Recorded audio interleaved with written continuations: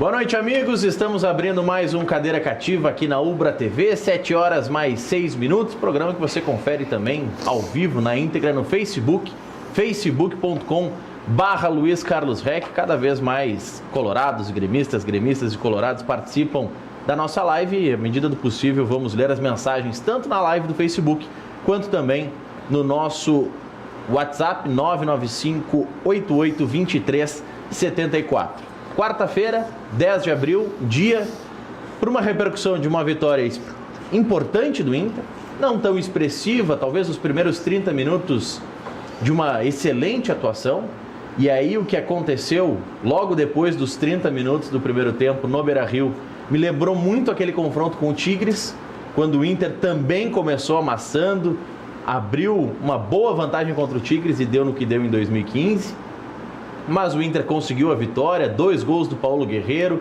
que alguns já estão classificando como um centroavante extraordinário. De fato, ele tem uma média que ele nunca teve em clubes brasileiros. No Corinthians, ele marca o primeiro gol dele na 7ª partida, com a camisa do Corinthians. E no Flamengo, ele joga 3 partidas e marca 1 gol por jogo. No Inter, ele ficou em campo uma partida e meia, um pouquinho mais, 1 gol a cada 50 minutos aproximadamente. Mas são 2 jogos e 3 gols do Paulo Guerreiro, um início, de certa forma, surpreendente ou não. Vinícius Brito, boa noite. Boa noite, Maurício, boa noite aos amigos. Surpreendente, sem dúvida nenhuma. A gente para pensar que ele ficou 8 meses enjaulado, proibido de exercer a sua profissão. E a gente vive falando aí, ouvindo falar, né, que o jogador veio da China, por exemplo, veio do Oriente Médio e leva tempo para se restabelecer, porque precisa do ritmo de jogo e isso e aquilo. E o Maurício está rindo. Eu já estou rindo, porque eu não quero me interromper enquanto está... Você está achando que é corneta para o Tardelli, né? Não, acho que é corneta para o Tardelli e para o Marinho, mas aí o Roberto Titz é que vai responder sobre isso. Mas a gente ouve isso em relação a todos os jogadores, por exemplo. O Trellis até hoje não conseguiu pegar ritmo de jogo, então, fazendo uma autocorneta. Mas o problema do Trellis não é ritmo de jogo. Mas eu fico impressionado realmente, com o primeiro gol, por exemplo, contra o Caxias, que é um gol que mostra imposição física, né, impulsão, tempo de bola. Me impressionei, além dos gols, com o tempo de bola do Guerreiro. Aquelas bolas alçadas que o Inter deu, por exemplo, balão para o meio do campo, ou perto da área, ele não perdeu uma da zaga do Palestino, que não é uma zaga baixa. Então, realmente, eu fiquei impressionado e, logicamente, feliz com o que o Guerreiro faz até aqui. Esperançoso, já vi também um entendimento dele com o Nico, né? Nos toque de bola, movimentação entre os dois. Então, estou surpreso, logicamente que aguardava isso mais à frente, porque isso é o que o Guerreiro mostra ao longo da carreira, né? O Guerreiro é o cara que no Corinthians vai em Yokohama, faz o gol do título contra o Chelsea, então... Ele é uma celebridade, ele é uma entidade no Peru, por exemplo. O Inter jogou contra o Caxias e teve mais destaque nos jornais do Peru do que nos nossos jornais aqui de Porto Alegre. Lá foi capa dos grandes jornais, a volta do Guerreiro, porque ele é o Neymar de lá, né? Ele é uma personalidade do país. Né? Eu acho que ele tem até uma relevância como personalidade no Peru maior do que qualquer jogador brasileiro. Então, realmente, muita felicidade e que continue assim, né? Não sei se vai ser esse ritmo, logicamente, que ele não vai manter, porque... Só o Messi, eu acho que hoje consegue manter mais de um gol por jogo. E o Cristiano Ronaldo, e olha lá. Então, mas se ele mantiver algo nesse caminho, só tem a trazer muita coisa positiva para o Internacional. Roberto Titz, tem um momento para réplica dessas provocações, que certamente foram endereçadas ao Grêmio, seu representante gremista. Pois é, hoje eu sou... Uma relação irresponsável da tua parte. Estou aqui... eu não estou muito bem escoltado hoje, né? Hoje tu está cercado. Mas eu vim a caráter hoje, em homenagem ao meu time. Na verdade, assim, primeiro a respeito do Guerreiro, né? Eu até fiz uma brincadeira hoje nas redes sociais, que eu poderia chegar hoje aqui e dizer da qualidade do Guerreiro, porque quando o Inter contratou ele, eu comentei o quão grande jogador ele é. E como seria importante para o Inter no momento que ele voltasse, né? O Guerreiro é um grande jogador, eu acho que o Inter está recebendo um jogador de qualidade num momento importante. ele não entrou sob pressão ou tendo que ajustar time, aí um pouco em resposta à questão do Tardelli, que não é uma questão... O Renato tem essa característica de botando aos poucos, a torcida até questiona, né, às vezes, né? Pô, mas o fulaninho lá tá pedindo passagem, ele dá uma segurada, para sempre colocar num momento que ele, Renato, julga, muitas vezes a torcida até discorda, né? O Guerreiro entrou... O Arthur, por exemplo, ele só deu a vaga de titular quando o Maicon se lesionou, porque até aquele momento ele dizia, não, o Arthur tem que esperar, ainda não é o momento dele. Sem dúvida. Ali ele foi forçado a colocar o Arthur. Né? E acho que o Guerreiro é um jogador que vai fazer muito bem ao Internacional, que bom vê-lo assim. Tem o somatório, sim, eu não tenho dúvida de que um jogador que fica... Eu me coloco na pessoa, né, de ter convivido com os jogadores, né? Eu me coloco na pessoa dele ficar tanto tempo sem jogar futebol. Então, assim, esse rapaz, não tão rapaz assim, ele estava muito afim de jogar futebol. Provavelmente ele deu a vida e o sangue internamente, embora ele pareça um cara bastante consciente no campo, né? Acho que internamente ele estava explodindo por dentro, né? Tanto no jogo do Caxias. E ele é um jogador decisivo, concordo. Ele não é um cara, nunca foi um jogador de grande média de gols, mas de gols importantes e decisivos. Então, boa sorte para o Guerreiro e nem tanto assim no Grenal, que eu espero que seja o momento do Tardelli, então, né? Eu não sei nem se vai começar o jogo hoje.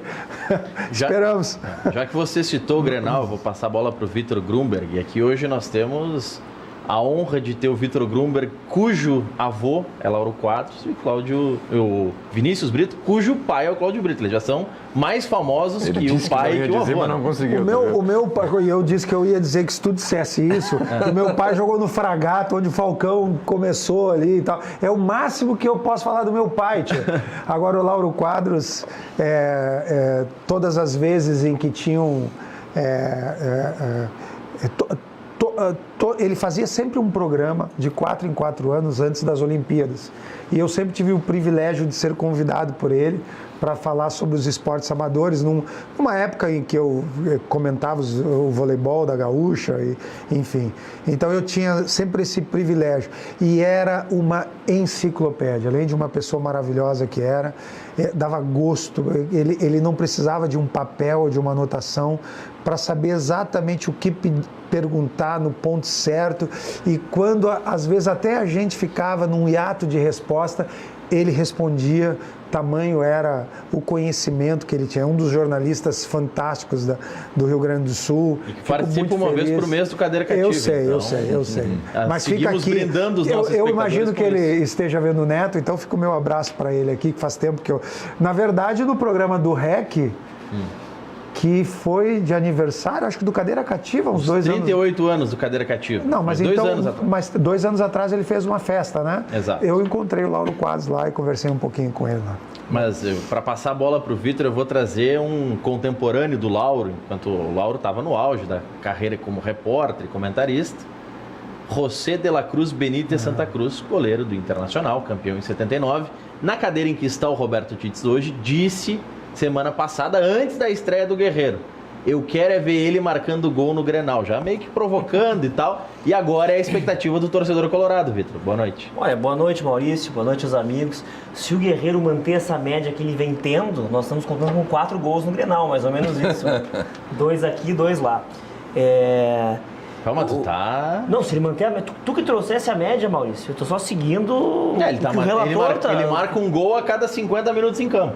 Bom, se tiver acréscimos, então dá pra fazer os 4. Dá pra trazer o Jael até domingo, não? Não, Quem diria? Só se for uma cobrança de falta. Mas não importa.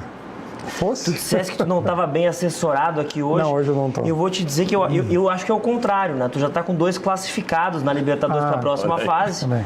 E o Grêmio tem 1 ponto ainda na fase de grupos. Hoje deve confirmar. Então hoje é um bom dia para pedir conselhos, é isso? Eu não sei se pedir conselhos, mas acho que vai ser uma noite inspiradora. Então tá bem. Muito obrigado. Nós estamos com a classificação em mãos. Eu preferia o avô do que o neto. Mas olha aqui, deixando uma responsabilidade. Já que a gente está falando do Guerreiro e é o assunto também na nossa interatividade, o Bruno Nobre está tocando uma flauta. Eu vou rebater a flauta com o que a imprensa dizia, a torcida dizia, e vocês fiquem à vontade para comentar também. Ele está dizendo aqui sobre o Guerreiro.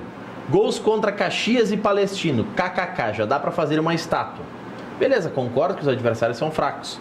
Só não vamos esquecer, início do ano, ali por fevereiro, mais ou menos, que nós tínhamos uma estatística do Juninho Capixaba, que tinha não sei quantos gols em poucos jogos no Grêmio, que era o lateral artilheiro e que o Grêmio tinha que comprar esse jogador. Juninho Capixaba, que marcou gols ano passado contra Bahia e Sport, e esse ano marcou contra Aimoré e Novo Hamburgo. Se a gente podia dizer que contra Bahia e Sport, Aimoré e Novo Hamburgo valia, dá pra dizer que esses valem. O gol contra o Aimoré vale, que fique muito claro, né? Eu, como índio capilé, preciso deixar muito claro que o gol contra o Aimoré... Esse foi o time grande que ele enfrentou. Esse foi o time então. imenso, gigante que ele enfrentou.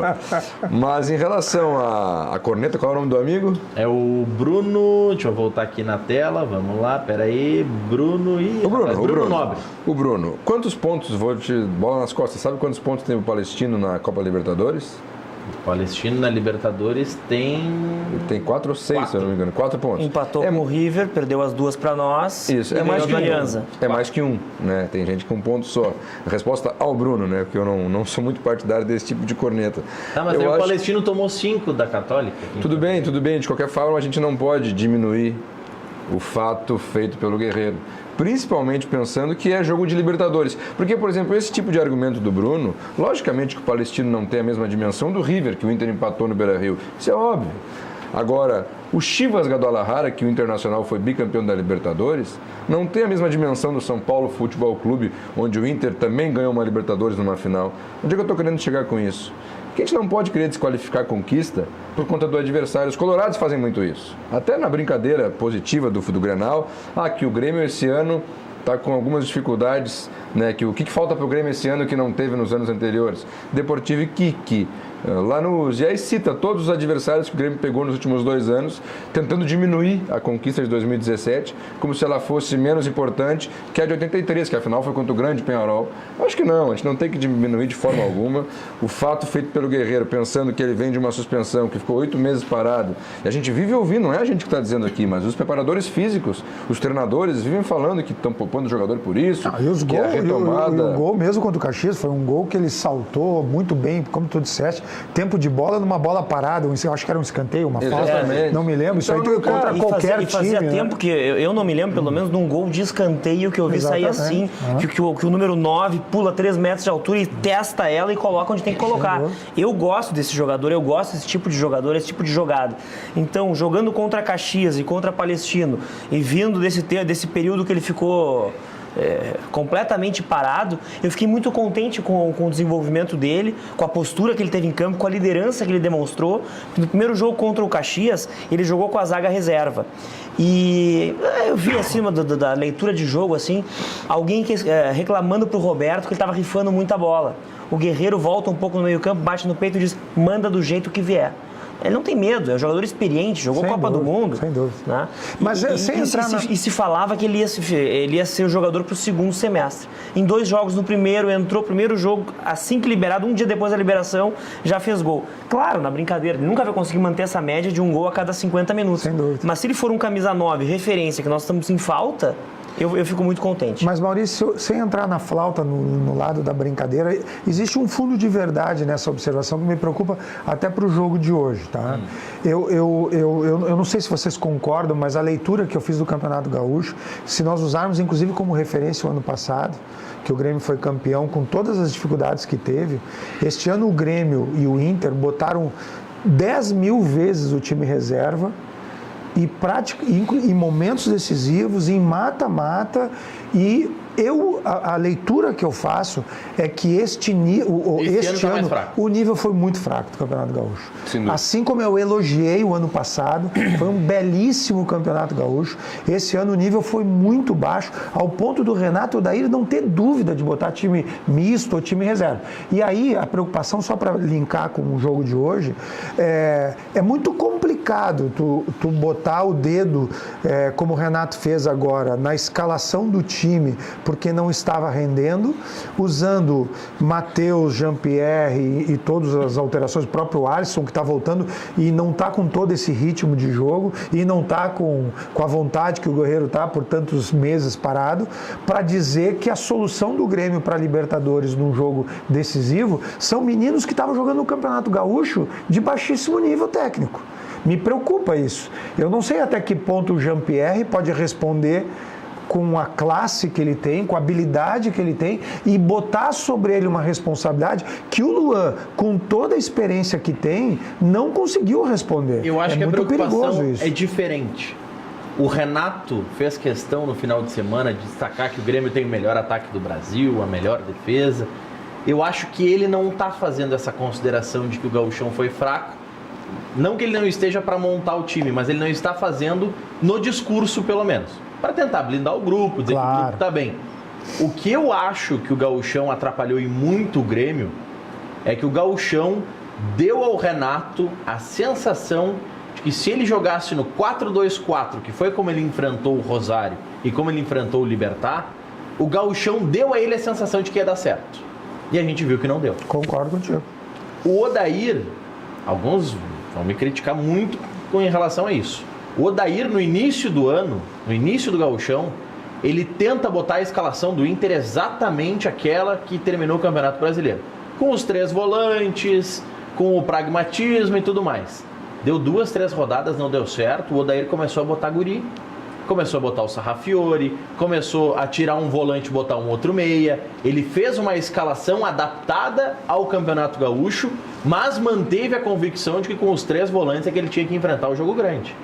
O Renato talvez não fez essa leitura que o Odair fez. E acho que o Odair, assim, me permitem os colegas colorados aqui, claro. E acho que o Odair pode estar correndo algum risco, porque ele também enfrentou esse mesmo Campeonato Gaúcho de baixa qualidade e ele teve um ponto a favor que seria um risco muito grande, e aí parabéns para o Odair que fez as escolhas certas, as substituições, mas que foram jogos de Libertadores em casa. Quer dizer, a tabela favoreceu. Então, assim, tanto o Grêmio quanto o Inter vão vir para o mundo, para a realidade do futebol a partir de agora. Essa é a leitura que eu faço. Tanto o Odair, que está bem e que bom que está classificado, é mérito dele e do time, mas ele tem uma margem, uma gordura aí para talvez até ter que testar alguma coisa ou ter alguma surpresa que pode se desenhar para o Inter.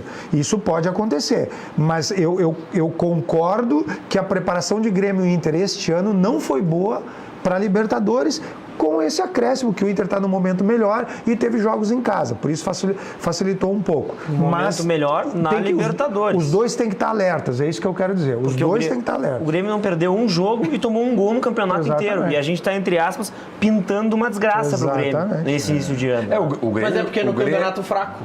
Não, claro, mas o campeonato é fraco para os dois e o Grêmio teve uma campanha muito melhor que a do Internacional. Sim. O Grêmio foi encantador, o Grêmio tocou 5 num, 6 no outro. O Inter venceu, está na final, como estaria naturalmente, mas não foi aquele volume todo. Não, o Inter goleava de 1-0. Mas aí eu ligava a televisão para ver o Grêmio, quando eu ligava aos 20 minutos já estava 3-4. Exatamente. Mas aí é que está a diferença. O Grêmio tem esse futebol propositivo, o Grêmio tem essa postura de dominar as ações do jogo.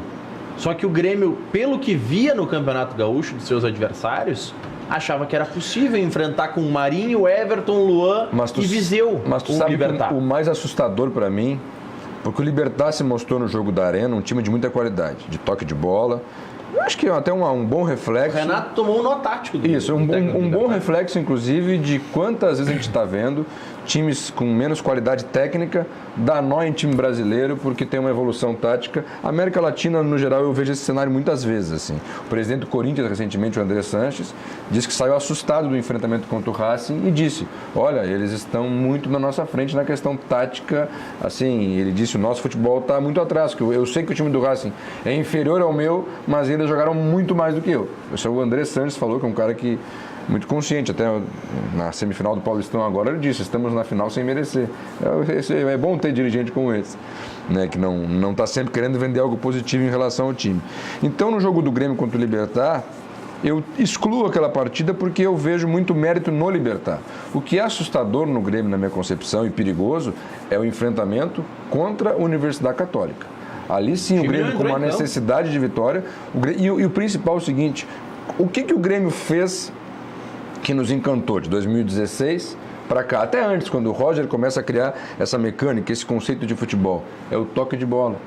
Inclusive até isso se dizia, né, que o Grêmio, que sempre foi o copeiro, o time do esforço, o imortal, deixava de ser o Grêmio imortal e do esforço e passava a ser uma academia de futebol, passava a ser um time encantador de se ver jogar, né? Um time bem mais brasileiro do que gaúcho. Fora da realidade da história do Grêmio, inclusive. Fora daquilo que se coloca, fora do estereótipo criado em relação ao Grêmio, né? Porque existe uma tese, por exemplo, que o time de 95 era grosso e eu refuto essa tese barbaramente, assim, mas isso é outro assunto. Sim.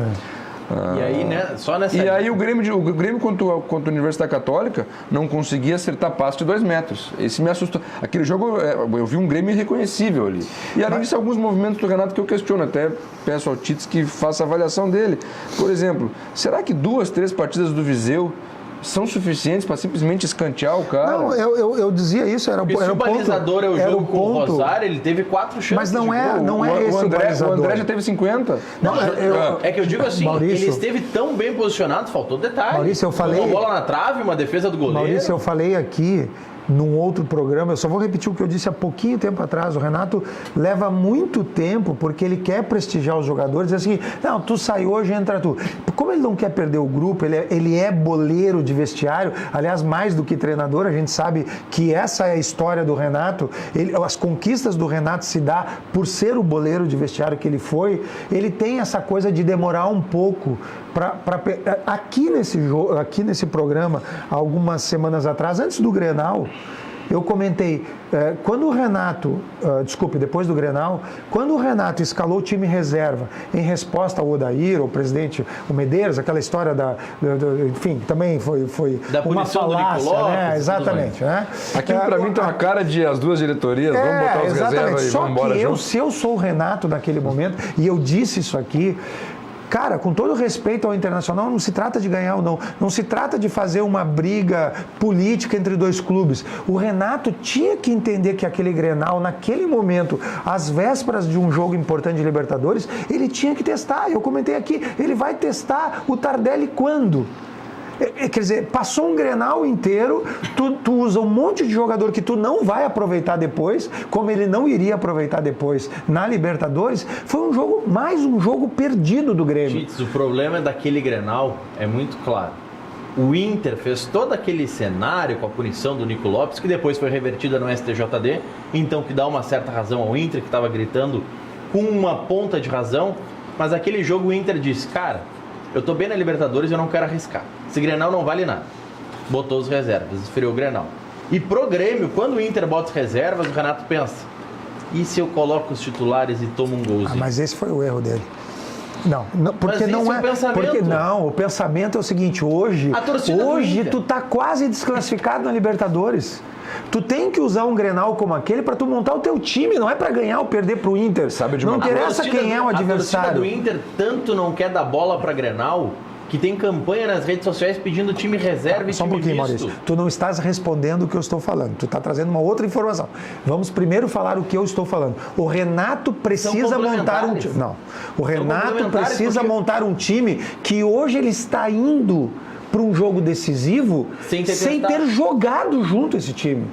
Ele está trazendo ele está inventando um time. Ele está trazendo do gauchão, que nós acabamos de falar que foi um adversário fraco, para um jogo importante que tu precisa ganhar, sem esse time ter jogado um jogo valendo e forte juntos. Às vezes é simples. Às vezes as diretorias da dupla Grenal, historicamente, não é desse momento, não é uma crítica pontual, isso é só um símbolo, esse 0-0 com 2 times reservas. Dão uma importância para o Grenal que ele não tem. Foi 1-0 Foi 1-0 pro Grêmio, gol do Leonardo, né? Do Léo Gomes. Um dos titulares que estava em campo. Isso, mas sabe... Não, o Tardelli estava em campo. Se o Inter naquele jogo vai com os titulares e perde para os reservas do Grêmio, ou se ao contrário, o Grêmio vai com seus reservas, o Grêmio vai com seus titulares e empata ou perde em casa para os reservas do Inter, o que muda no outro dia? Não muda nada, o que muda mesmo é isso, é tu perder a oportunidade... de botar um time para treinar, de botar um time para se desenvolver, sabe? Eu acho engraçado isso. Um time que não estava bem. Não é testar um jogador. Deixa eu ver. É um time que precisava de treino. Nossa, ele precisava se encontrar. O Grêmio não se encontrou ainda esse ano. E tu tem uma oportunidade de jogar em casa, num jogo que o Inter com os reservas é melhor do que o Caxias, São Luís, é muito engraçado. Hamburgo. Mas eu acho... muito engraçado porque Grêmio e Inter, quando estão bem, adoram desfazer o gauchão. E o torcedor, muitas vezes. Ou quando estão muito mal. Ou quando estão muito mal, desfazem o gauchão, sabe? E daqui a pouco vem a campanha que os estaduais têm que acabar e não sei o quê, papapá. Só que olha o que ocasiona uma derrota no Grenal. Quantos treinadores que já caíram porque perderam um Grenal? Às vezes sabe? Mas naquele Grenal então, que não valia nada na fase classificatória... Sim, os dois classificados. Os dois classificados já sabia que o Grêmio era o primeiro, já sabia que o Inter era o segundo. O Inter não quis abalar a sua imagem da Libertadores. Tinha chance do Inter passar o Grêmio. Mas era remota chance, o Grêmio estava 6 pontos. Mais um motivo, né? Era remota chance, o Grêmio estava 5 ou 6 pontos. Eu acho que a leitura dos dois técnicos é a mesma que nós fizemos no início do programa. Ou seja, os dois sabiam que iam fazer a final. Não interessava quem. A não ser que o Inter quisesse levar a final para o Beira-Rio. Poderia ser isso. E deveria brigar naquele Grenal por isso. E eu até acho que no caso do Grêmio, o pecado é maior, porque o Grêmio já tinha feito um mistério, preparava um time titular e deixou a torcida lotar a arena com 50 mil pessoas. E no dia que revelou que ia com o time reserva, o Inter ao menos anunciou antes. Agora eu estou pensando na minha preocupação de não é torcedor e clube, é consumidor e produto. Sim. Tá pegando o futebol como um produto, como um grande produto, como um show. Cara com isso. Claro, teve torcedor que estava indo para o Grêmio não ganha? Teve cara que estava no carro, ligou o rádio, vou com os reservas. Não, teve gente que estava no carro, chegando na arena, viajando 500 quilômetros. Exatamente, teve mais isso. Vinícius, é mais do que isso. O Grêmio estava com os seus titulares no vestiário. Concentrados no vestiário, porque o Renato achava que podia ser Miguel do Odair. O Grêmio esperou o Inter divulgar a escalação, confirmar que era reserva para botar os reservas. Até aquele momento, 1 hora antes do jogo, o Grêmio não sabia que ia com os reservas. Será? Os titulares estavam lá. Eu sempre tive essa impressão, não é informação. Na minha concepção sempre foi um tácito acordo silencioso entre os dois clubes.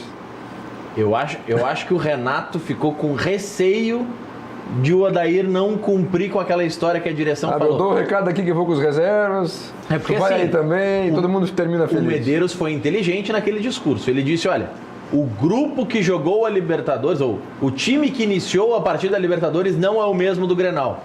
Bom, mas se o Nico Lopes estava suspenso, já não seria o mesmo. E o Renato ficou com isso, com essa pulga atrás da orelha. Os titulares estavam lá no vestiário. De qualquer forma, a gente pode até discutir o protesto do Inter. Vale uma bela discussão. Agora, o Inter sempre teve razão. O julgamento do Nico Lopes foi uma excrescência completa, né? Ele ganhar 3 jogos por conta de um lance, tanto que depois foi revogado quando ele já tinha cumprido. Ele levou 4? 2 mais 2. 2 e 2. É absurdo. Olha aqui, ó, o Daniel Barcelos de Viamão está na audiência, o Gilberto Guedes de Gravataí. Boa noite, Maurício. Onde estavam os 2 participantes colorados quando o Grêmio ganhava a Libertadores? Em frente à telinha da TV, sim. Claro, exatamente. Estava secando. O Hugo Vinho, que participava frequentemente do programa, 2015, quando o Inter estava naquela Libertadores, que quase chegou na decisão, ele criou o kit secador. Eram 2 secadores, uma toalha, ele tinha um kit já preparado. Eu sou dos anos 90, rapaz, secar é a minha especialidade. Aí depois dos anos 2000 eu fiz a festa, fui ao Mundial, ganhei, isso faz parte, isso é uma delícia, rapaz. Isso é o bacana da história da dupla. Eu falava da questão do consumidor, eu vira e mexe aqui, eu comento aqui em algum momento que acho que até o marketing do Grêmio e do Inter tinham que trabalhar juntos, diferente do vestiário. Eu até acho, em cima da tua fala sobre Renato tomar a decisão, não sei se é verdade, segundo o Maurício é verdade, então nós vamos acreditar que esperou até o último momento para escalar o time. Mas isso o Renato confirmou na muitas vezes eu questiono o poder que se dá ao técnico. Este é um exemplo típico, acrescentando na questão que foi dita, é um caso típico. Se eu sou presidente do Grêmio e eu entendo que o produto precisa ser vendido sem falsa esperança para o consumidor, no caso a torcida do Grêmio, que foi lá para ver o time titular jogar, se eu sou presidente do Grêmio, eu digo não, quem vai jogar é o time titular. Eu sei que isso é complicado na cultura gaúcha, como é complicado imaginar que um dia os 2 diretores de marketing vão sentar junto e vão fazer o que Milan e Inter fazem na Itália, enfim, imagine quanto dinheiro o Grêmio e o Inter ganhariam juntos se produzissem produtos juntos, justamente da rivalidade. Quando que eu imagino um dirigente fazendo isso? No Rio Grande do Sul? O ex-presidente de São Paulo, falecido Juvenal Juvencio, dizia, né, que eles têm lá em São Paulo o G4, que é uma entidade só dos 4 grandes, São Paulo, Palmeiras, Santos e Corinthians. e que nas reuniões do G4 ele dizia assim para todos os presidentes: pessoal, vamos nos pegar a tapa lá dentro do campo, fora vamos nos unir. E ele dizia, porque a Coca-Cola pode não querer um, mas pode querer os 4. É isso mesmo. Exatamente. Ela vai pagar mais pelos 4 do que os exatamente. Mas o exemplo, a premissa que eu ia trazer para ajudar na tua campanha da união do marketing é o seguinte: tu vê quem patrocina, quem estampa a marca na camisa do Inter hoje, estampa na do Grêmio. Sim. E eu sei que o marketing do Inter às vezes esbarra porque não tem no Grêmio. Não pode ser só no... É um caso ou outro. Não pode negociar sozinho. Exato, é um caso ou outro. Eu lembro de uma rede de eletrodomésticos aqui regional que só patrocinava o Inter porque o presidente, o dono da empresa lá era muito colorado. Mas é raro isso, muito raro. A própria empresa não quer correr esse risco. Eu até comentei o seguinte... Hoje eu acho que o risco é menor. Sempre tem alguém dos dois que está acima em algum momento. Famosa, que eu também não aceito essa expressão, mas historicamente existe a gangorra, né? Então a gente não vai aceitar que isso é normal, mas os dados mostram que o grande Inter nem sempre teve um grande Grêmio à altura. Eu sempre pensei e compactuo com a ideia de que se os dois, no momento em que um está alto e está negociando forte em nome do outro, talvez Grêmio e Inter nunca tivessem caído para a segunda divisão. Justamente por uma parceria que os dois se sustentariam por conta do valor. Que o Grêmio, quando a segunda divisão do Grêmio, o segundo ano, aquele time do Grêmio era sofrível, era um time muito ruim e não tinha dinheiro para contratar. O Inter e o Grêmio com marketing forte poderiam ter sido ajudados, como o Inter não teria caído. Claro que esse discurso que eu estou falando agora, enquanto o Inter não tinha caído, talvez os colorados não aceitassem. Mas o Inter caiu. E poderia não ter caído, pela mesma circunstância que o Grêmio um dia caiu, que era a questão dos cofres. Isso não foi corneta, tá? Isso não foi corneta. O Mário Sérgio conta, né, que quando contava, faleceu no acidente da Chapecoense, quando ele assumiu o Grêmio como diretor executivo no ano da segunda divisão, quando ele pegou o Grêmio, tinha 7 jogadores com contrato assinado. E o cofre vazio. Não tinha como dar certo. Imagina. Não tinha como dar certo. Olha aqui, trazer algumas informações para os nossos telespectadores, informação do pessoal da Rádio Grenal. Opa. Grêmio vai jogar com Paulo Vitor, Léo Gomes, Jeromel, Kahneman e Cortez, Maicon, Matheus Henrique, Tardelli na terceira função do meio-campo, Jean-Pierre, Everton e André. Bah. Então sai da projeção inicial, sai o Alisson e ficam juntos Tardelli e Jean-Pierre. Alguém não vai fazer o reco-reco aí, né? O Everton vai fazer pela esquerda. Pela direita, o Tardelli vai ter que fazer.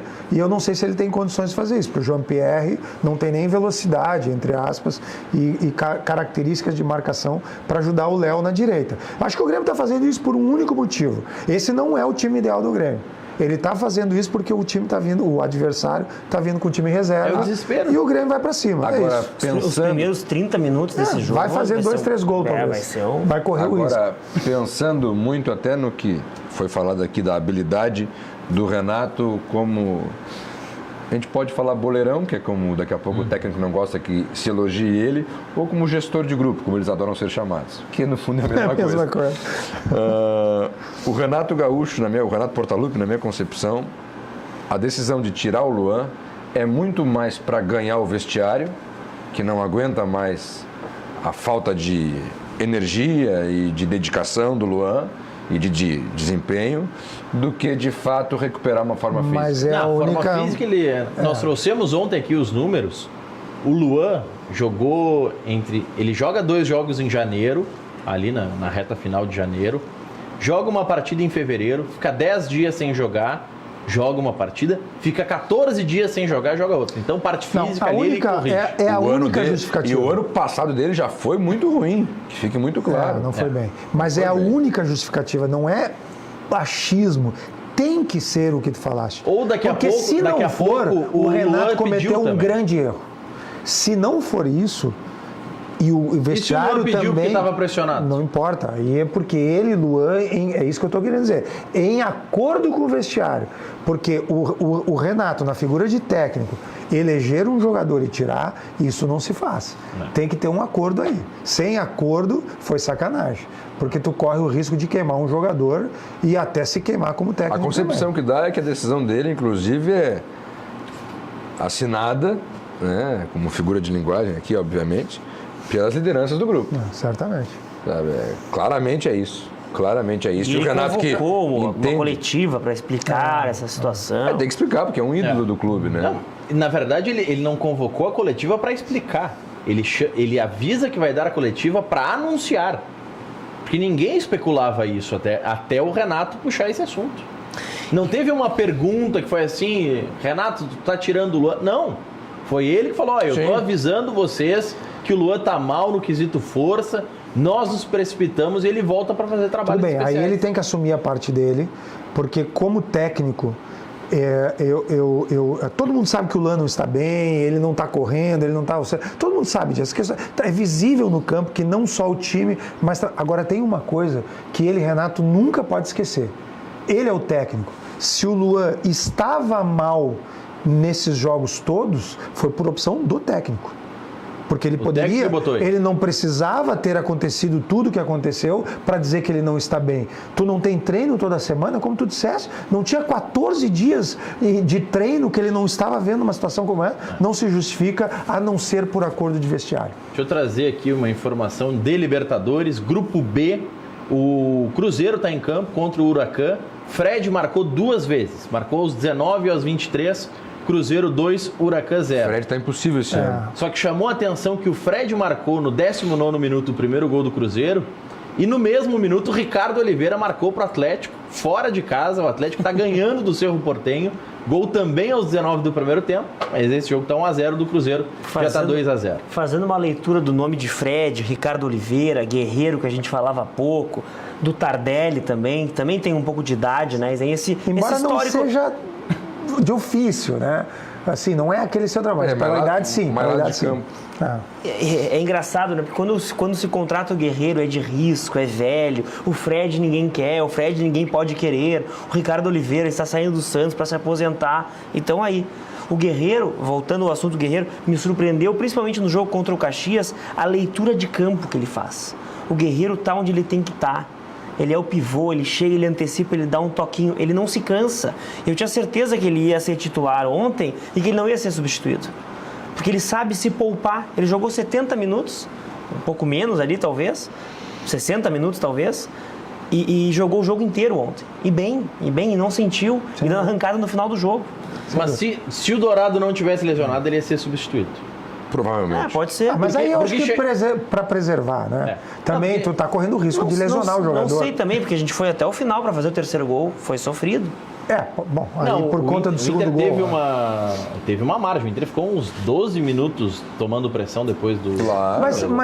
Mas eu vou só botar uma pimentinha na tua última fala, primeiro que eu concordo com tudo que tu disseste. Mas não tem mais centroavante no Brasil, né? Tu precisa de um Guerreiro, tu precisa de um Fred, de um Ricardo Oliveira. Quem é centroavante no Brasil hoje? O Guerreiro poderia ser o escurinho de vocês, que entrava e fazia gol, como o Guerreiro fez ontem, vindo do banco, se tivesse um outro grande centroavante. Claro. Mas os times não têm 2 centroavantes hoje. Ninguém no Brasil tem 2 centroavantes. Quem tem um bom centroavante... É isso que eu estou dizendo. Quem tem um bom centroavante no Brasil hoje, se agarra... Porque o Fred, bem ou mal, fica em campo porque tu sabe que ele vai fazer gol. Se a bola chegar no pé dele ou do Ricardo Oliveira, em condições de fazer gol, eles vão fazer o gol. Como o Guerreiro vai fazer Só para tentar te contrapor nessa afirmação de que ninguém tem 2. Borja e Daverson não servem? Mas o Palmeiras está aí para confirmar a regra. É a exceção que confirma a regra. Em tudo. Mas também Borja e Daverson não estão confirmando em campo. Não, eu vou te dizer o seguinte, há quanto tempo o Borja já está no Palmeiras? 3 anos já? Já vai para o terceiro ano já. Tá na hora dele fazer gol, né? E a torcida está exigindo demais. Tá na hora. Agora já só isso que eu acho, assim, sabe? O Palmeiras agora foi eliminado no Paulistão, ok, beleza. E está se criando um ambiente, principalmente na mídia lá de cima, né? Porque realmente o Palmeiras não joga bonito. E eu acho que se cobra isso, que o Palmeiras seja encantador.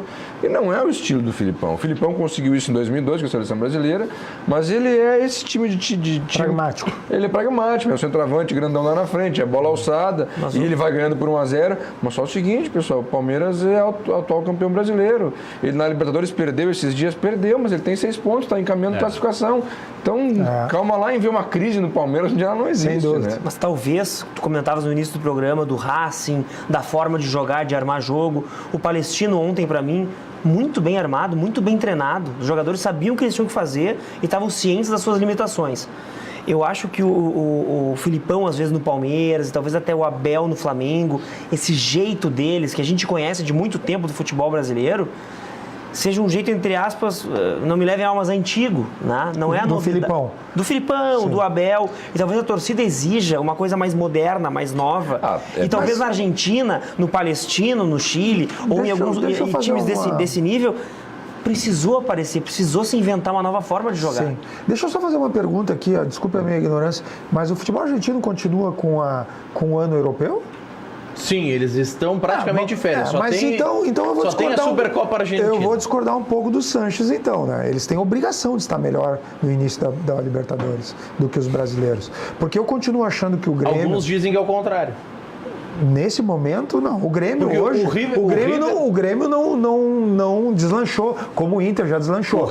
Mas o Grêmio pode vir a deslanchar ainda pela qualidade dos jogadores, do técnico. Mas o River que enfrenta o Inter tem 6 desfalques. O Grêmio que enfrenta o River ano passado, que estava no fim de temporada, também tinha 5 ou 6 desfalques. Pela carga da temporada. O Grêmio, o Marcelo Groi se lesiona naquele jogo, não joga mais o ano. O Luan não estava jogando. Tá, mas o que isso tem a ver com abril? Nós estamos falando do mês de março, abril. Nós estamos falando de março, abril. Fim do segundo jogo. Não, mas ele se machucou lá. Por isso que eu disse, ele não dá pra contar, mas dali pra frente seria problema. Até hoje não voltou mais. O Luan, não voltou até hoje. Não voltou até hoje. Será que ele tá recebendo salário lá? Parece que sim. Se ele assinou o contrato, tem que estar.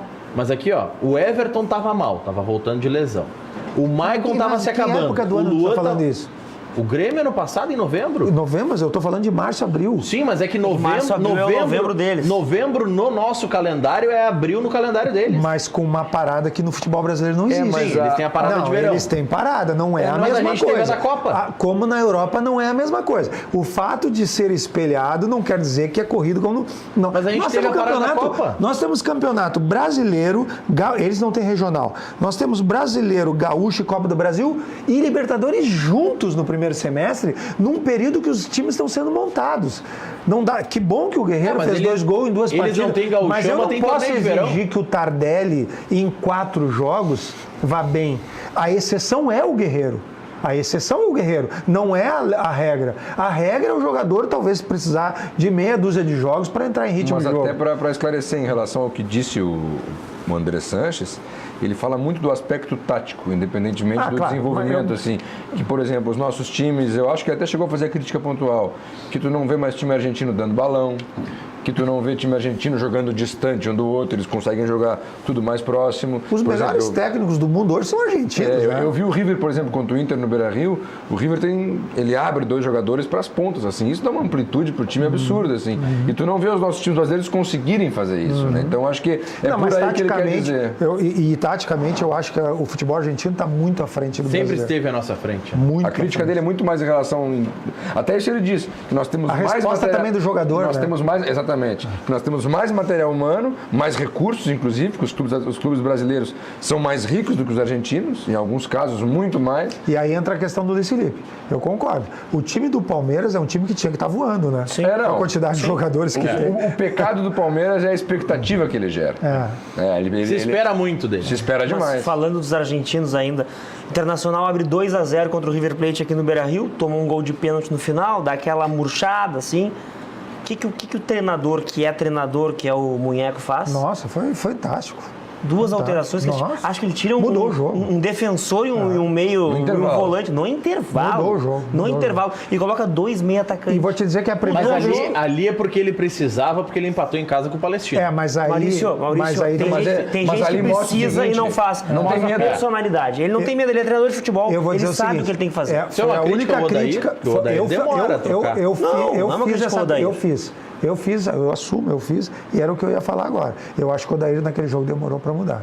O menino, quando ele veio, esse que ganhou o match do match game ali, o melhor jogador que ganhou, que fez o gol de falta lá. Esqueci o nome dele também. Quando ele correu para o meio, ele mudou o desenho. Ele vinha da ponta para o meio muitas vezes e não o contrário. Ele fez um tipo de deslocamento que antes nenhum jogador tinha. O Odair, naquele momento, ele tinha que ter tomado uma decisão sobre isso. Olha aqui, eu tenho alguns recados dos telespectadores que eu vou ler na sequência. Antes, o Galo tomou a virada do Cerro, tá 2-1 pro Cerro. Foi rápido lá. E o Cruzeiro já marcou o terceiro. Fred? Então, não vi quem fez aqui, já vou conferir quem Esses fez. dias ele fez 3 no domingo. Mas dá pra se dizer que tem uma gangorra lá também, né? O Cruzeiro tá super bem na Libertadores e o Galo tá quase sendo eliminado. O Cruzeiro tá... E não é só resultado, tu vê o Cruzeiro, tu vê que tem planejamento ali, que tem não perdeu o seu ainda, de futebol. Eu comparo muito a forma, não do Cruzeiro só de jogar em campo, mas a forma do Cruzeiro de gerir o clube e o time, comparo a gestão Romildo, que é uma gestão vitoriosa. Né? Trazendo agora um pouco para o lado internacional o que tem sido feito hoje no Inter. É um trabalho. A gente está vendo em campo hoje um time que subiu da Série B do jeito que caiu e do jeito que subiu.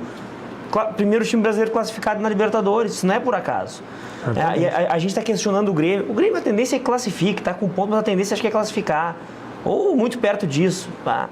Mas vem de um histórico de conquistas, da Copa do Brasil, da Libertadores, mantendo o time. É normal que é uma queda, né? Trazendo para o Cruzeiro é isso, eu acho que é a gestão, é a forma de gerir o clube. E já que é o Cruzeiro o tema, terceiro gol do Fred. Olha Viu? aí, rapaz. Depois fazendo menção à Copa Intercontinental, e aí eu trago uma informação para vocês pensarem, para o telespectador ficar brabo ou comemorar, e a gente vai para o intervalo.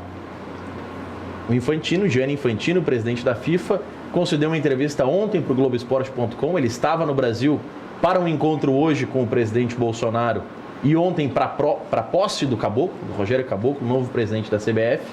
E ele disse nessa entrevista, confirmou, porque tem sempre aquele zum, a FIFA confirma, não confirma, concorda, não concorda, que de 1960 para frente, todos os campeões intercontinentais são campeões mundiais. Muito então, obrigado, agora... presidente. Meu presidente querido, gosto muito do senhor.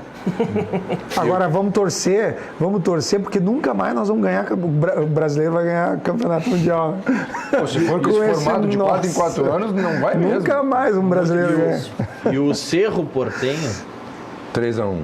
Metendo 3-1 no Galo. Agora a vaca foi pro brejo, vai levar culpa e tudo mais. Aqui. Marcou gols aos 31, aos 34 e aos 36. Nossa. Era isso que eu ia dizer. Em 5 minutos tomou 3 gols. É incrível, né?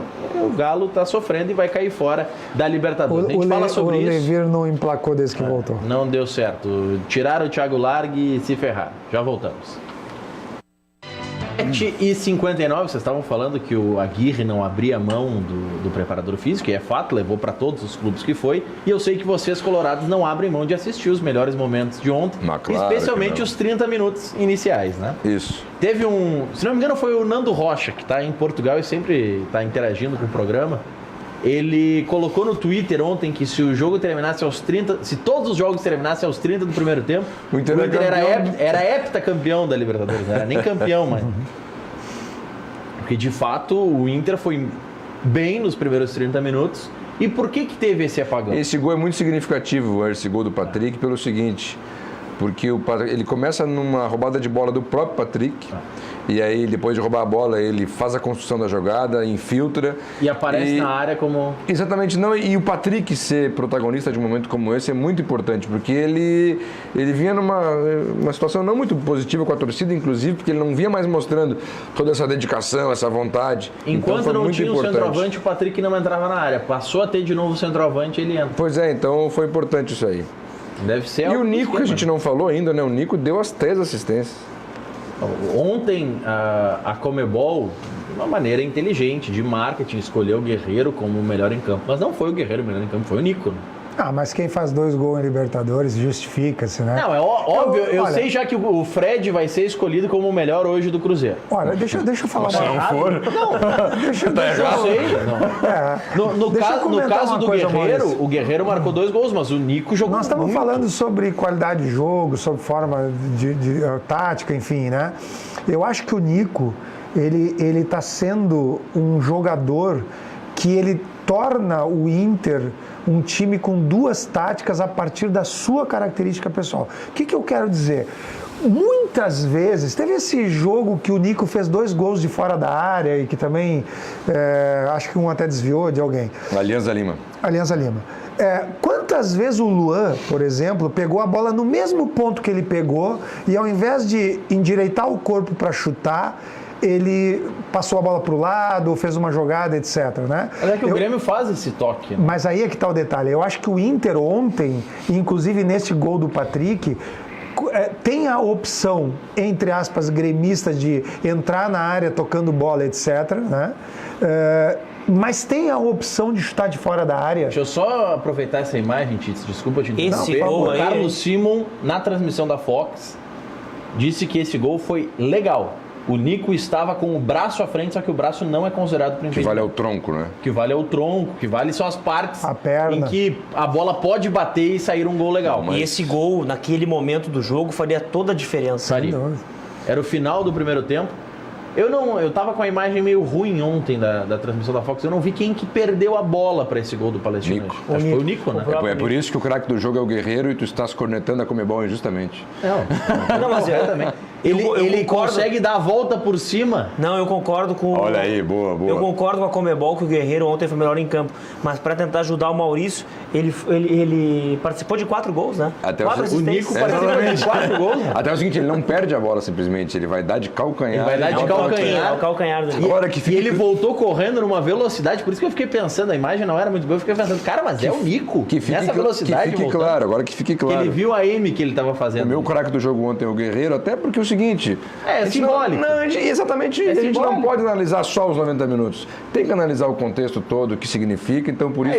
E para Comebol ia repercutir mais escolher o Guerreiro, que é um craque da América. Isso é justo. É o maior centroavante da América. Isso é justo. Mas recebemos o Gareca ontem no Beira-Rio. Mas que fique claro. É o maior o quê? Centroavante da América? Da América. Não, tá bem. Só para saber. Muitos Não, tu disseste que ele é o melhor centroavante. Agora, para muitos, decide. Ele é ou é para muitos? Define. Dos que jogam nas seleções sul-americanas, ele é o maior. Então ele é melhor que o... que jogam na América. Que jogam nas seleções. Que atuam na América do Sul. O Fred e o Ricardo Oliveira são ótimos centroavantes que jogam no Brasil, mas não jogam na seleção. Agora pensando na Copa América. Claro. O Guerreiro é o maior expoente da Copa América. Sim. Perdão. Eu entendi da América do Sul. Não, mas pegando as 10 seleções que vão disputar a Copa América, ou que disputaram as eliminatórias da Copa, o Guerreiro é o maior centroavante das 10. Tá bom, aí... Dos que atuam na América, né?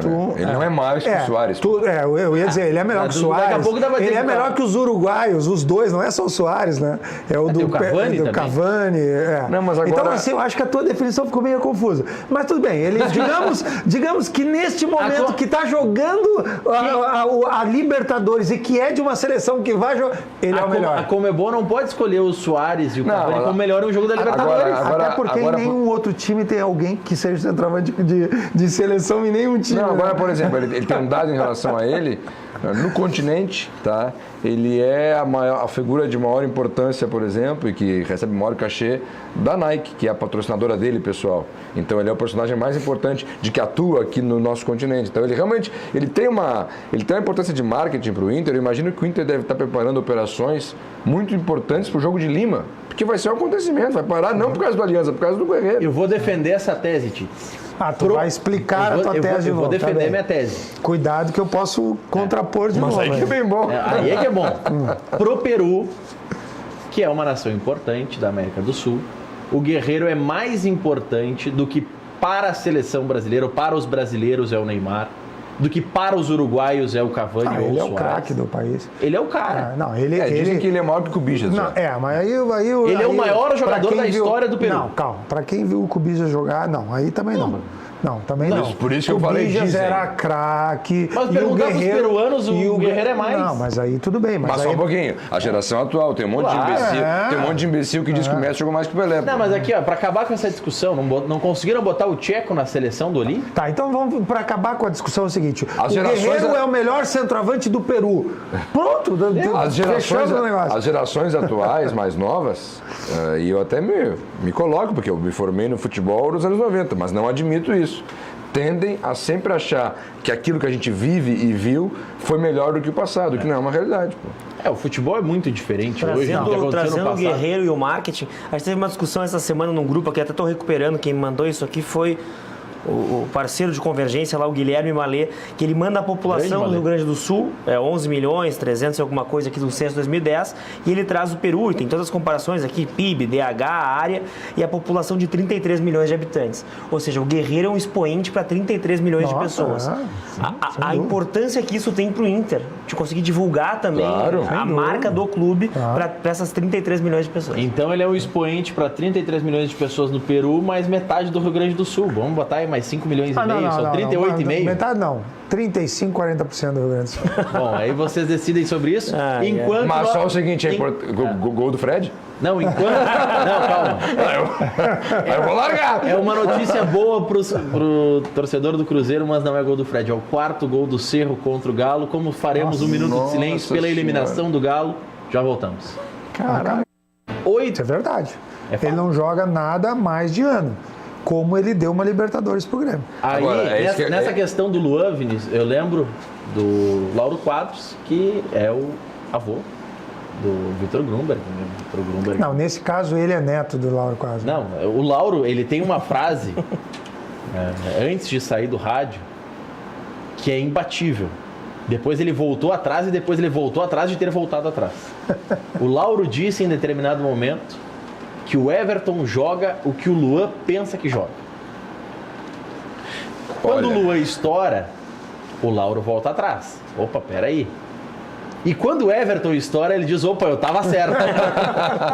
Agora, tu sabe, não, a gente não pode... É uma frase, né? Não dá pra de forma alguma desconstruir o Luan, até porque ele já... é um baita jogador. Não, ele já fez o suficiente pra estar na história de um dos maiores times do Brasil, que é o Grêmio. Então, ponto. Aquele gol contra o Lanús não adianta. Tá na história, é pro resto da vida. O título olímpico tá na história também. Também tá na história. E o título que ele foi importantíssimo quando qual era o nome do treinador mesmo que eu esqueci da seleção olímpica? Era o Micali. Quando o Micali coloca ele no time, arruma o time e o Brasil é campeão olímpico. Agora o Luan, mesmo 2017, que é o ano glorioso do Grêmio, tudo bem, ele é fundamental contra o Lanús e está na história. No jogo contra o Barcelona, ele também faz golaço no jogo de Guayaquil. Barcelona de Guayaquil. De Guayaquil, isso. Não, acho que cabe ressaltar. Mas o Luan, naquele mês de 2017, o Grêmio é semifinalista, faz 2 enfrentamentos maravilhosos contra o Cruzeiro e perde nos pênaltis e o Luan erra uma penalidade. Naquele mesmo ano, o Grêmio disputa o Brasileiro até boa parte contra o Corinthians, ponto a ponto. E quando tem o jogo entre os dois, lotada a arena, o Luan tem uma chance de empatar aquele jogo contra o Corinthians na arena, um pênalti também, e erra o pênalti. Aí o Grêmio vai ao Mundial, conseguiu fazer um jogo digno contra o Real Madrid, e um time brasileiro fazer um jogo digno contra o Real Madrid já é um feito, na atual conjuntura. Acabou a nossa oportunidade de brasileiro ir lá e enfrentar um europeu frente a frente, não vejo mais essa condição, mas é um jogo só. Eu acho que só um milagre nos dias de hoje. O Grêmio foi lá, perdeu por 1-0 e o Luan sumiu do jogo. O Jeromel conseguiu ir para a Copa por aquele jogo que ele fez contra o Real Madrid. Mas eu acho então eu vejo muito isso. Não, mas o Luan é um jogador de... Eu acho esse resgate teu muito interessante. Eu vejo ele sumindo em momentos decisivos, mas até quando vai bem. Mas eu acho esse teu resgate... Naquele jogo com o Real Madrid, o Luan confirmou que não valia os 20 milhões de euros que ele achava que valia. Mas aí é que está o detalhe. Aí a tua frase é que está mais correta até do que a do Lauro Quadros, nosso grande jornalista. O que eu quero dizer é o seguinte, esse teu resgate é muito interessante para dizer o seguinte, o Luan é um grande jogador de futebol, mas ele não é craque. Os tais 20 não sei quantos milhões, perspectiva de ir para a Copa, foi superestimar um jogador que é um grande jogador, como o Jardel é um grande jogador. Alguém tem dúvida que o Jardel é um grande jogador, Jardel é o centroavante, ou que o Falcão era craque, mas o que o Escurinho, pronto, que eu citei aqui, era um grande jogador, é um grande jogador. Mas alguém acha que o Jardel era craque? Nenhum gremista acha que o Jardel era craque, como o Escurinho não era. Mas eram jogadores importantíssimos, que fizeram história como o Luan está fazendo, que é um cara que deu sim, ajudou sim a dar o título, ninguém ganha campeonato sozinho, portanto ele deu também o título da Libertadores, e esse é o espaço do Luan na história do Grêmio. O Luan não é o craque que alguém um dia pensou que ele fosse, e ele não pode ser comparado nem com o Renato e nem com o Falcão, por exemplo. Nós fazemos um de cada jogador aqui. E trazendo dentro desse apanhado histórico... Mas quem é maior, Everton ou Luan, quem joga mais? Acho que é uma questão de momento. Acho que nesse momento o Everton está sendo não tem nem o que o Paulo, que foi vendido lá pro... Pedro Rocha. Pedro Rocha foi vendido agora pro Cruzeiro também, né? Isso. Voltou pro Cruzeiro. Se não bastasse isso, o desgraçado ele foi para lá.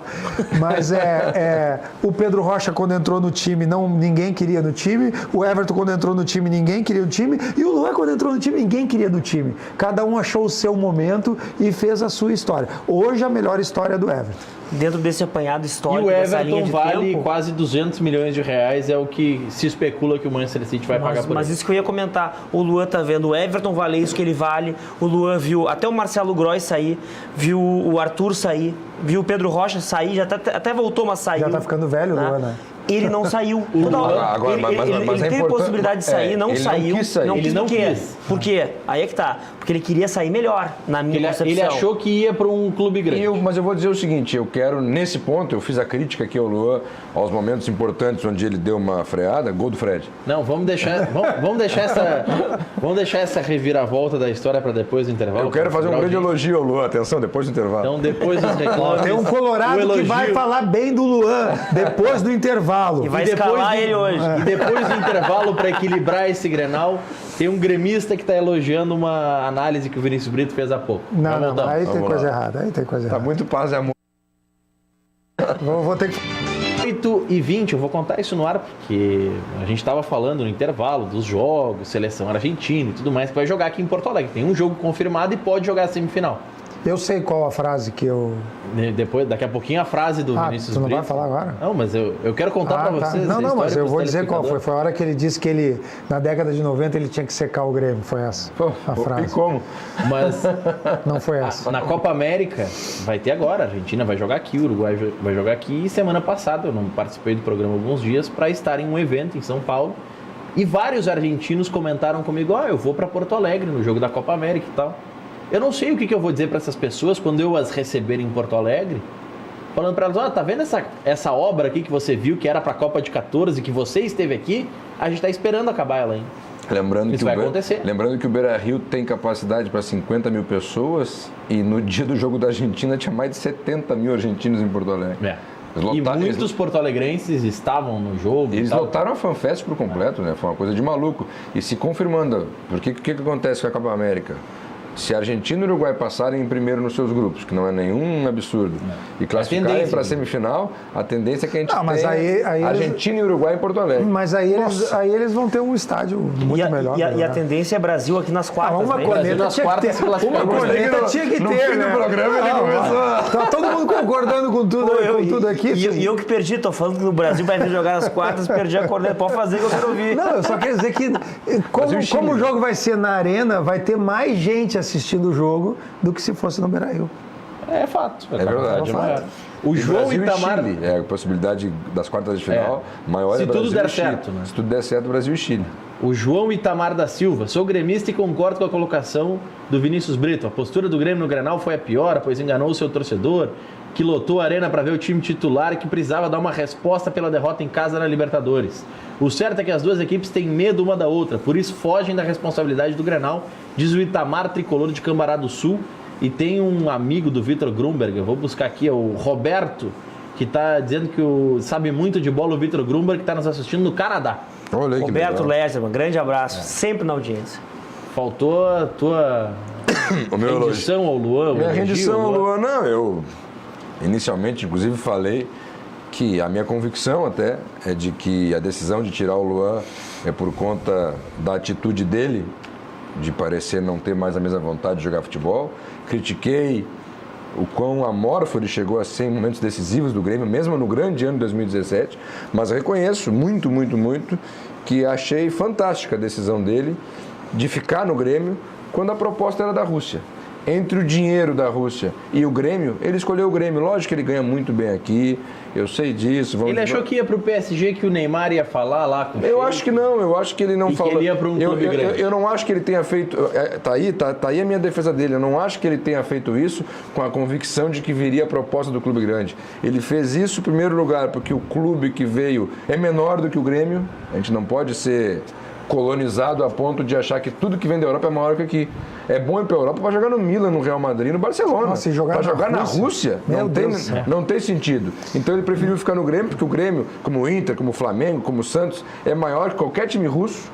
E além disso, é o seguinte, entre ganhar milhões aqui e quase milhões lá e quase milhões aqui, ele escolheu ficar aqui. Então isso ele merece meu aplauso. Outro objetivo dele era porque ficando aqui, ele achou que poderia jogar a Copa. Não foi, tudo bem, mas ele perseguiu esse objetivo. Ele quis jogar a Copa do Mundo, quis jogar com as camisas da seleção brasileira. Então são só coisas que merecem a minha homenagem. O Ajax, alguns diriam que não é da primeira linha da Europa e está aí encarando de igual para igual. Todo mundo empatou hoje. O Porto, que tem o histórico de levar também, jogadores. O Porto tem história de levar jogadores jovens, brasileiros e revender. É quase uma sucursal brasileira. O Ajax é o time do Cruyff, entendeu? Então tá no Ajax. Mas estava embaixo até esse ano. Mas tudo bem, mas é um time que tu pode daqui a pouco fazer um pulo para um lugar maior e tem história envolvida ali, tem uma escola de futebol reconhecida. Mas eu acrescento mais uma coisa na tua fala, eu concordo 100% com ela, mas acrescento mais uma coisa. Acho que sempre tem a interferência do empresário aí nessa história toda. Eu acho que o Luan, se ele quiser sair hoje, ele sai. Quer ser para a Rússia, para a França, para onde for. Ele ainda tem... Eu não vou dizer hoje não, vamos tirar o hoje aqui entre parênteses, porque hoje ele está num momento ruim e foi afastado. Mas estou falando de 6 meses atrás, 1 ano atrás, mesmo depois. É que assim, né? O Luan gera-se uma expectativa, como a torcida do Grêmio gerou, também sobre o seu empresário. Ele está pensando, o empresário, que, se é para ir para a Rússia, vamos esperar o PSG. Agora, um jogador como o Luan tem mercado na Europa e muitos times europeus, a Espanha, Portugal... Mas não vão pagar o milhãozinho que ele vai ganhar aqui. Exatamente, é o detalhe que faz com que se pense grande demais às vezes e por conta disso se fecha fronteiras. E além disso, ele claramente tem uma predileção muito grande por Porto Alegre, porque o Cruzeiro estava querendo levar, o Grêmio estava louco para emprestar ou para vender por milhãozinho e ele não foi. Também. Olha aqui, Libertadores em andamento, Sporting Cristal 2, Universidade Concepción 0, Nacional 1, Zamora 0, Cruzeiro está ganhando 3-0 do Huracan e o Galo saiu ganhando, mas está perdendo de 4-1 para o Cerro Porteño. Palpite para hoje, Roberto? Esse resultado tá lá botei no Facebook antes de vir para cá, 4-1 para o Grêmio. Vinícius Brito. 2-0 para o Grêmio. Tá. 3-0 antes dos 40 do primeiro tempo. Depois é um problema. Não, é verdade. Por isso todo mundo está acreditando, eu também acredito que o Grêmio ganha hoje e aí a expectativa. O outro jogo do grupo. Esse é o jogo importante do dia. Saberemos à noite e amanhã a repercussão aqui no Cadeira Cativa. Boa noite. É nóis.